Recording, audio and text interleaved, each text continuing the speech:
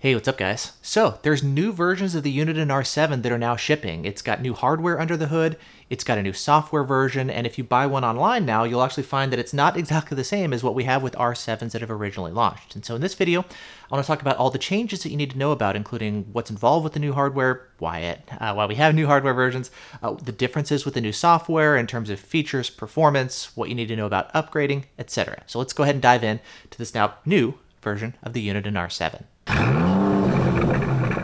So, with all the supply chain issues that we've been seeing across the board here, Uniden is no longer able to source some of the components that they need to continue building R7s. And so for that reason, they've actually started swapping some of the components under the hood here so that they can continue building detectors. Now, luckily, all the components that they're changing, they have no impact to performance or to different features. One of the main changes is a new ST microprocessor that they're using under the hood here in the new R7s. Additionally, on the forums, Insipid Monkey found some information from the FCC, which talks about how there's a new MCU that they're using, there's a new voice IC, and they're using some other passive component changes as well. They've also mentioned on the FCC's website that there's no changes to the RF, there's no changes to the antennas or anything, and so performance should be completely unaffected. And this is what Uniden is saying is that, again, features and performance are going to be exactly the same as what we had before. Again, it's just some changes to things like a new GPS chip, a new voice module, things like that.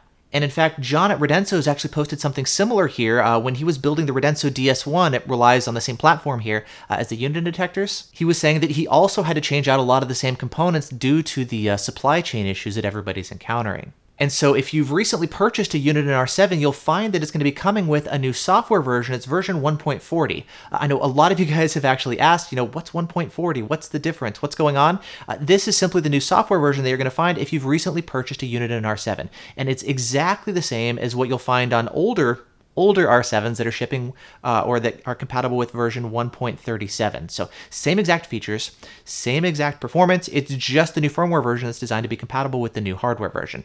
There hasn't been any testing yet to verify that the performance and features and all that kind of stuff is exactly the same. I'm sure that's going to come in time, but this is what we're hearing from Uniden, and it makes total sense considering the RF stuff, the antennas, all that is going to be exactly the same. In fact, this reminds me a lot of what we saw with the Escort Max 360, to where at one point they switched the Bluetooth module that's installed in the detector, and with the small hardware change, they actually kind of switched software versions as well. So there's two different firmware versions available for the Max 360 depending on which Bluetooth module you have, and usually you can tell the difference by looking at the serial number. I don't know if there's a similar thing available for Uniden R7s and kind of how to tell the difference. Currently, the only way that I know is just to see if your detector comes preloaded with 1.40 or not. If so, you do have a newer hardware version. Now, a quick note also when it comes to upgrading and switching firmware versions, if you have 1.40, do not try to load in version 1.37. I know one person has actually tried that on the forums and found that it worked. He was able to load in firmware 1.37, but then his GPS functionality actually broke. And well, that makes sense, I guess, considering there's a new GPS chip installed in the detector and the old firmware isn't compatible with the new GPS chip. Now, at this time, Uniden does not make version 1.40 available on their website, and that makes sense because if people started installing 1.40 on their detectors, especially on their older ones, thinking it's just a newer firmware, it's going to break the detectors. And so they haven't released 1.40 yet, and so if you reflash 1.37 onto a newer R7, you can't get the newer version to kind of fix your detector. Now, the current update software does not take into account different hardware versions, which is why it allows you to install kind of incorrect firmware onto your detector. And so Uniden is going to actually have to update their update software to have it actually be able to tell the difference between different hardware versions of the R7 to kind of know which firmware version you need to load onto it. And so my guess is that's kind of why they're waiting on releasing 1.40. They would need to release new update software, and once that comes out, of course, it'll be posted on Uniden's website and all, and then people would be able to swap and kind of upgrade different firmware versions. If you're running, by the way, I know I did a video recently about the international firmware versions.